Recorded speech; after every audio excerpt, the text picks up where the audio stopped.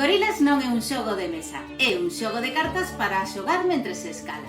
Idealmente foi pensado para adestrar no muro de densidade do teu rocódromo, pero podes adaptar a túa parede favorita. Gorilas ten diferentes modalidades de xogo. Unha delas é duelo de gorilas. Esta é unha modalidade só para 2 xogadores. O primeiro que hai que facer nesta modalidade é separar da baralla as cartas de bloque, estas 1, 2, 3 e top, que non se usan nesta modalidade, e tamén as cartas que fan referencia a movementos sinxelos de pés e mans, que son as que están sinaladas cos símbolos triángulo, cuadrado, más, estrela e infinito. Estas cartas non se usan.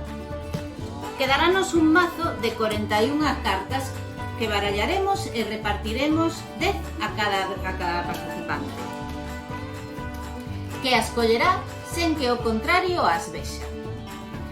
Este xogo segue o esquema do 2+2 clásico, é dicir, a persoa que empeza a escalar escolle 2 presas de mans de saída e terá que engadir 2 presas máis ao percorrido, pero sempre facendo os movementos que lle indique o seu compañeiro, que escollerá 2 das cartas que ten na man para que faga mentres que escolle esas 2 presas. Por exemplo, a miña compañeira está na parede e eu decido que vais ter que mover pendurada e cruzando mans.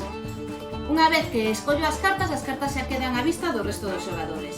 E a miña compañeira vai ter que engadir unha presa máis ao recorrido, pero pendurada só das mans sen usar os pés, e a segunda presa que engada vai ter que ser cruzando mans. Agora xa temos 4 presas no percorrido e comeza o meu turno.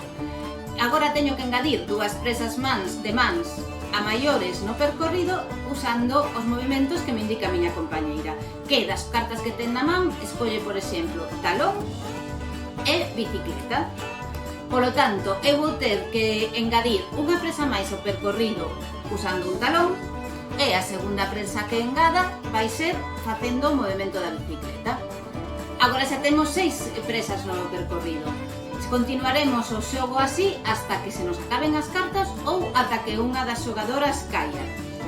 Hai que usar todas as cartas que che tocaron, sexan boas ou malas para o contrincante, e usar a túa estrategia para poñerlo máis difícil, pero sempre lembrando que ti vas ter tamén que repetir os movimentos que el fixo previamente.